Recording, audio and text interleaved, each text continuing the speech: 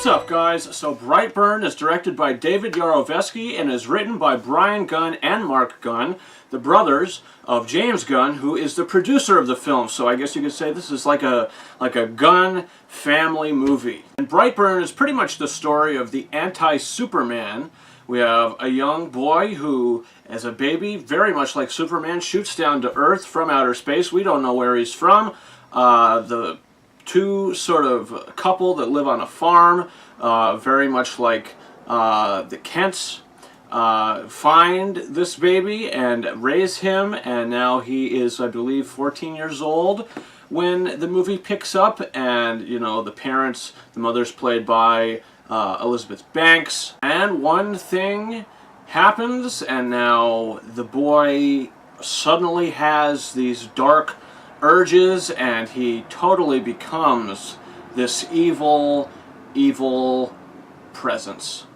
Now, going into this film, I was pretty intrigued to see it. I thought the trailers looked pretty cool, and I guess it's a cool concept, you know, the dark Superman, or you know, it's pretty much exactly like that. It's the anti-Superman.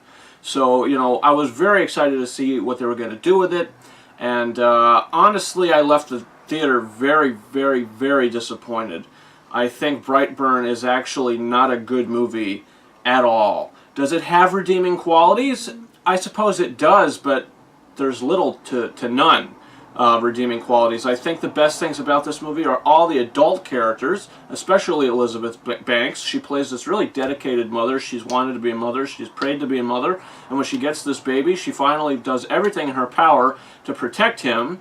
So when things start to hit the fan, you know, she's very, you know, I don't believe it, I don't believe it. So I did get that about her character, but, I mean, she had a lot of evidence to support the fact that this kid is doing very bad things, and finally when she discovers and realizes the truth, it is kind of laughable because it is kind of too late, without giving any spoilers away.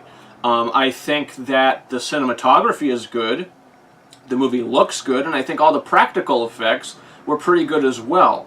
But I feel like the movie fails from just a story perspective. If you go into this movie just to watch it and really kind of turn your brain off and have a fun kind of time, I guess you could do that. But if you're looking for a story and for things to actually make sense, they don't. Because you don't get any explanation into, you know, where he came from. Why is he wanting to suddenly take over the Earth? You know, it doesn't really make sense, and it's kind of really dumb if you think about it. I saw this movie with a friend of mine, and he left and he said that was really dumb, you know, because you don't really understand any of it. So it's just kind of all, here you go.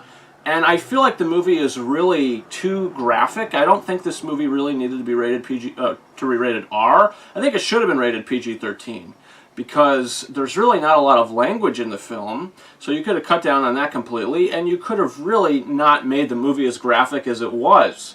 I feel like the movie is so graphic because, you know, the filmmakers were like, you know what, we want to get a reaction out of our audience because we might not be getting that. We might not be getting an emotional response from them. So let's just really throw some really graphic imagery at the screen and hope, you know, that gets them in. You know what I mean? And that doesn't work for me. It did not get me in. And I felt that the graphicness to the film, the goriness to the film, was a little forced. And the young boy, I think he's giving a fine performance, but he's really not given any depth. We don't really get any depth to him. We don't care about him at all, you know? So I just feel like the movie sort of fails at a story perspective, and it's very laughable. Some things, I guess, are kind of convenient. There's a few, like one or two moments in the movie where I kind of chuckled that I thought was kind of funny. But overall, I think this is a disappointing movie. I think it's a bad movie. I think that the CGI visual effects, when there are visual effects in this movie, are not very good at all. And I just feel like, you know, the filmmakers had a really good concept, but they didn't know how to actually make it a good, compelling film. You know, for me anyway, I didn't like it. I'm going to give Brightburn 1.5 out of 5 stars. I was very disappointed by this movie.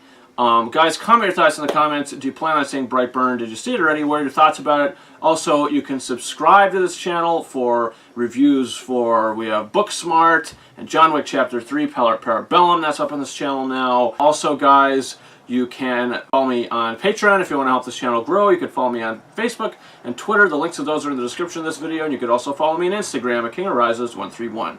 And guys, that's been it. Thank you very much for watching my review for Brightburn. Over and out.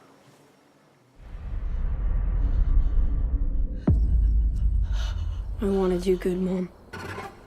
I do.